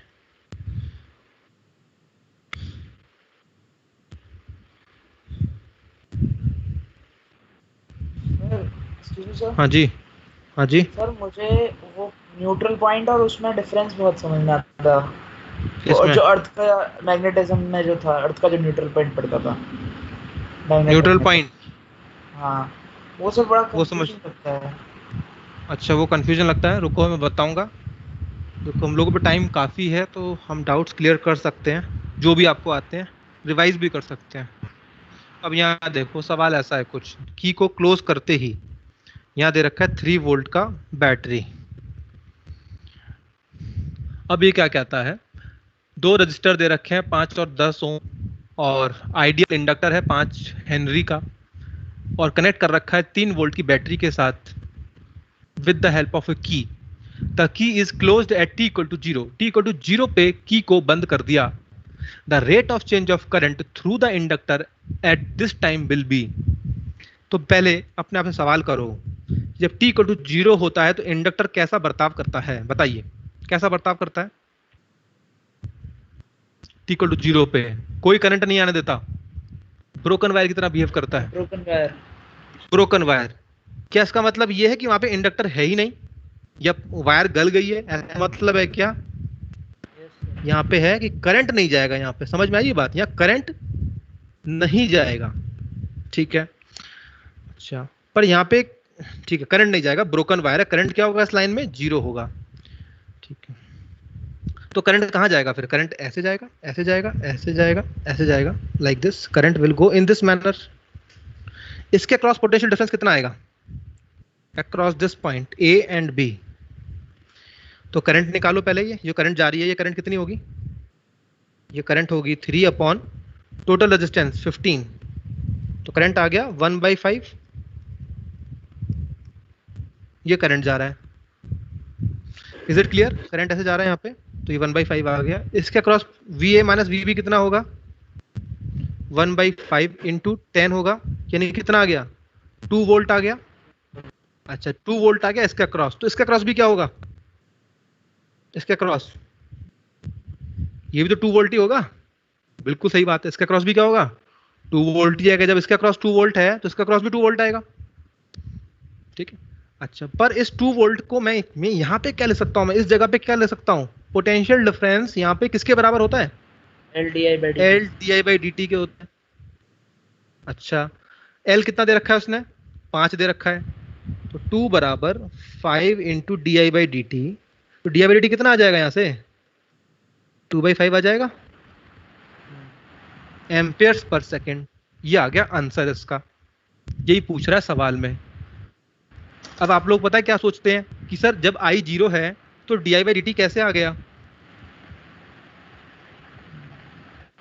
ये सोचने में आता है कि नहीं आता है? सर इसी को सोच के मैंने 3/5 लगा दिया। हाँ, अब मैं इसका तो जवाब देता हूँ आपको, खुद कहेंगे अरे शिट यार कैसे गलत कर सकता हूँ उस चीज को। अब देखिए, ये I है, ये T है, ठीक है ना, ये I T, मैं ग्राफ बना रहा हूँ, एक ग्राफ बना रहा हूँ मैं। अच्छा बताइए T इक्वल टू 0 पे I की वैल्यू क्या है, T इक्वल टू 0 पे I की वैल्यू क्या है बताओ? 0। स्लोप कितना है T इक्वल टू 0 पे I का, वो 0 है क्या सर? 0 नहीं है ना? No sir. कुछ ना कुछ तो है ना, इसीलिए कह सकता हूँ I इक्वल टू 0 होने का मतलब ये नहीं है कि डी बाई डी टी भी 0 होगा। चेंज तो आ सकता है ना, चेंज के लिए तो थोड़ा सा आगे बढ़ना पड़ता है, आपको थोड़ा सा आगे बढ़ना ही पड़ेगा। T इक्वल टू 0 पे मतलब ये थोड़ी है कि T इक्वल टू 0 पे ही पूछ रहा है, dt पे थोड़ा सा आगे जाओ, T के विसिनिटी में करंट 0 है वहां पे, लेकिन थोड़ा सा आगे जाओगे तो डी बाई डी कुछ ना कुछ तो मिल ही जाएगा। Not equal to 0 but I equal to 0। तो ये ध्यान रखिएगा आप इस फैक्ट को, ये आपको कभी धोखा नहीं देगा कि डी बाई डी टी अगर I 0 है तो आप कभी ये नहीं सोचेंगे अब कि हाँ भाई डी बाई डी भी 0 होगा। ऐसा अक्सर नहीं होता, हमेशा नहीं होता है ऐसा, ठीक है। इज इट क्लियर, समझ में आ गई बात ये? अगला सवाल क्या है इसमें, एक अच्छा सवाल और था जो कि मेरे से पूछा है, रुको दूसरे बैच में, उधर गया वो बैच,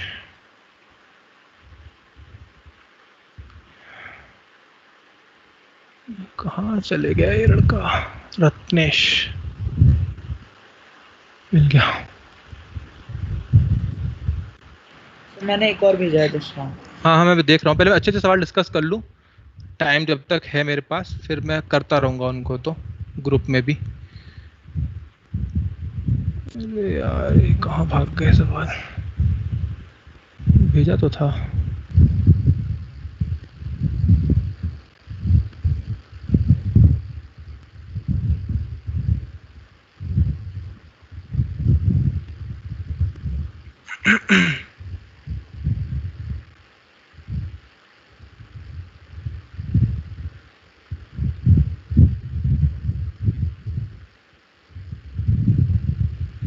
चलो मैं इसको, मुझे याद है थोड़ा थोड़ा, मैं डायरेक्टली बता देता हूँ तो मुझे याद है।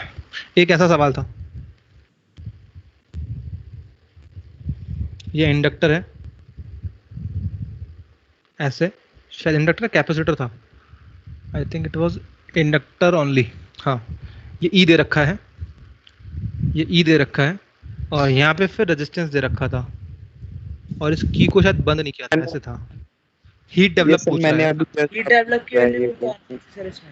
हाँ ये अंकुर किसने पूछा है मेरे से, किसने पूछा है मेरे को दोबारा भेजो फटाफट से। हीट डेवलप पूछा था इसमें, कौन था वो शख्स?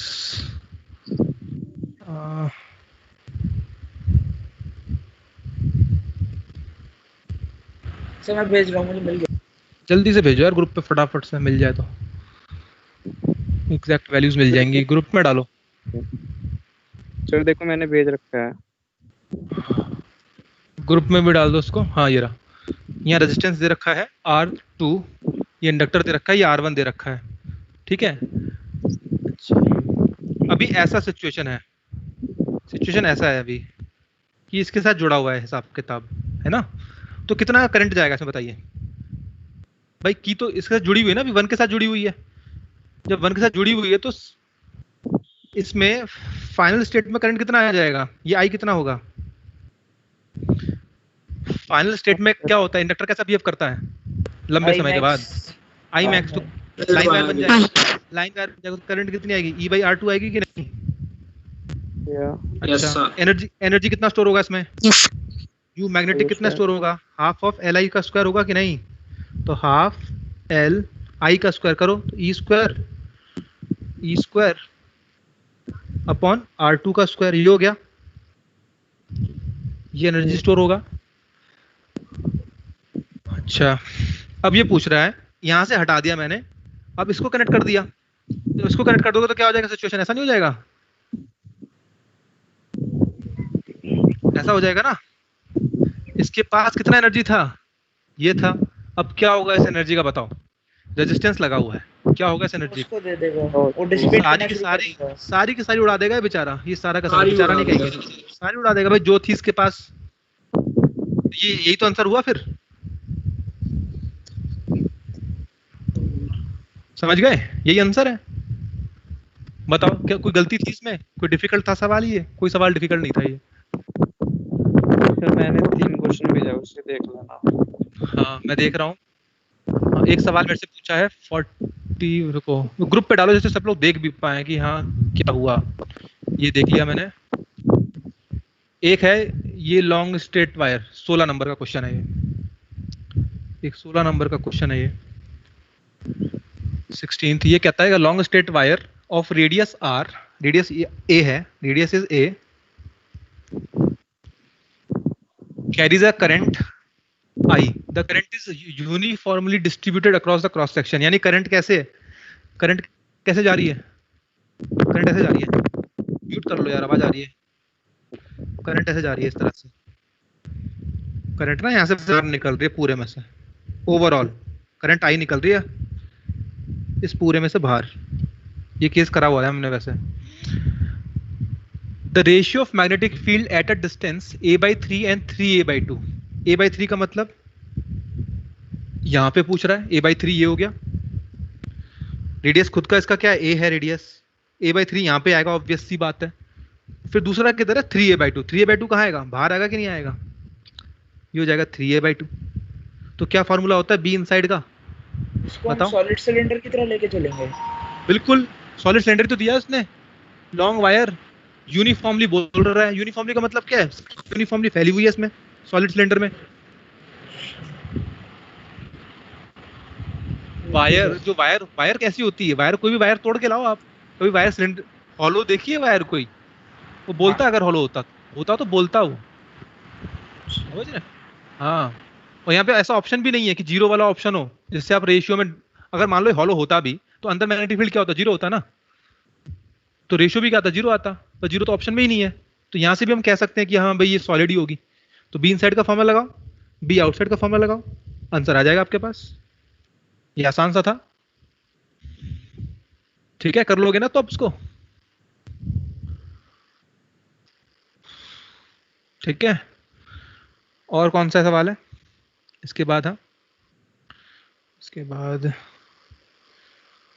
एक डिप एंगल का दे रखा है 31 देखता हूँ, 31 वाला क्या है, the angle of dip at position A is this and at position B is this, ठीक है। The ratio of vertical component of earth magnetic field at point A to the horizontal component at point B will be, point A और B पे angle of dip कितना है, theta दे रखा है, तो tan theta क्या होता है, tan 30 कितना आएगा, tan 30 विल बी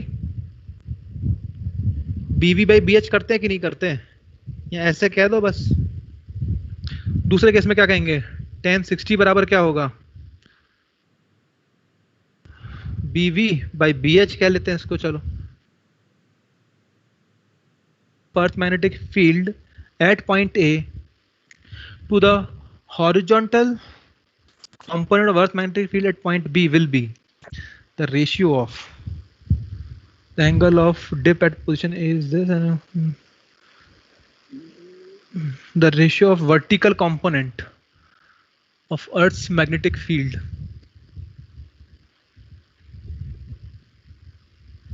देखिए क्या होगा इसका आंसर। सही कौन सा है, ये मार्क किया ग्रीन में वो सही है या गलत है, वो जो ग्रीन में मार्क है वो सही है, सही है। तो मुझे है ना वो गलत ही लग रहा है कुछ।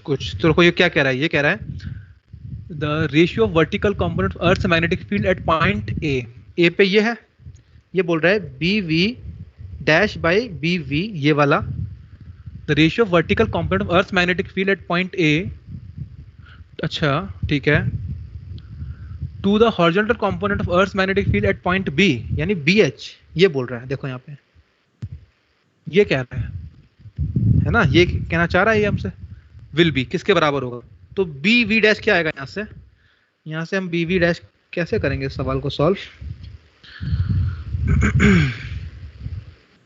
B V by B H पूछ रहा है, इसको कैसे किया जाएगा, इस बात का tan30 B H dash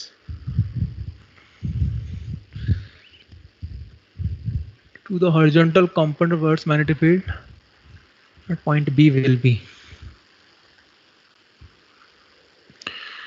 upon BH. BH कितना हो जाएगा यहाँ से, BV by tan60, ये हो गया।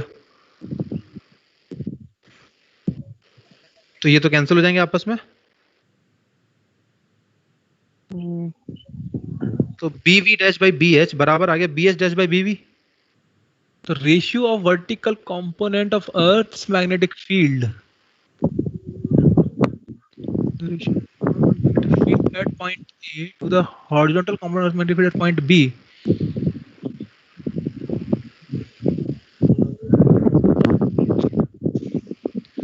ये तो बराबर आ गए। इसका क्या मीनिंग है फिर,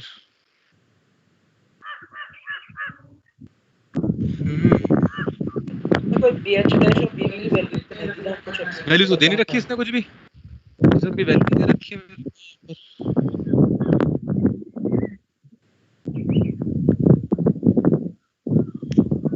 देखना पड़ेगा, ये तो मामला कुछ अलग ही लग रहा है। BV डैश बाई BH बराबर आ गया BH डैश बाई BV, इसको क्या कह सकते हैं हम लोग।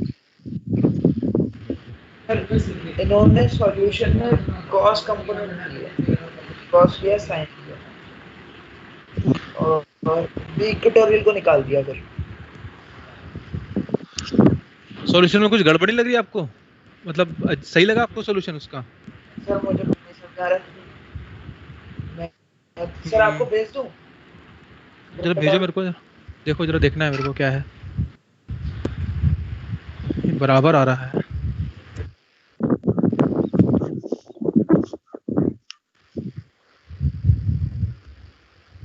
ये जब भी हो सकता है पॉसिबल जब B सेम होगा दोनों जगह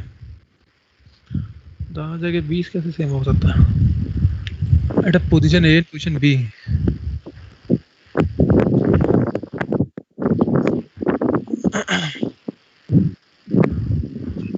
तो ये जब है ना, जब ये B को सेम मान रहा है, देखो दोनों जगह, can you see B sin 30 और नीचे क्या है B cos 60।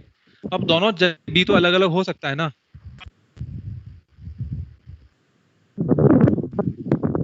समझ रहे हो?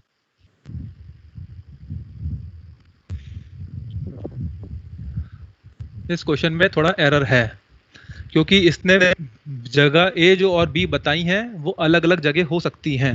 अलग अलग जगह होगा तो B सेम कैसे आ जाएगा, ये भी तो सोचने वाली बात है। धरती में अगर आप यहाँ पर हो तो यहाँ B अलग है, यहाँ 30 डिग्री आ रहा है, यहाँ 60 डिग्री आ रहा होगा, यहाँ B अलग होगा, लेकिन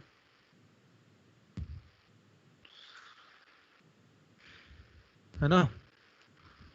तो इस चीज पे मुझे थोड़ा शंका है, इस चीज को लेकर के। चलो खैर, मैं इस पे और देखता हूँ क्या हो सकता है पॉसिबल। इसमें गलती ये है कि इसने B को सेम नहीं बोला है दोनों जगह पर, दोनों जगह B सेम बोलना चाहिए था। ठीक है, रेस्ट ऑफ द क्वेश्चंस मैं देखता हूँ, अभी आप क्लास अटेंड करो नेक्स्ट। चलिए, ओके, थैंक यू।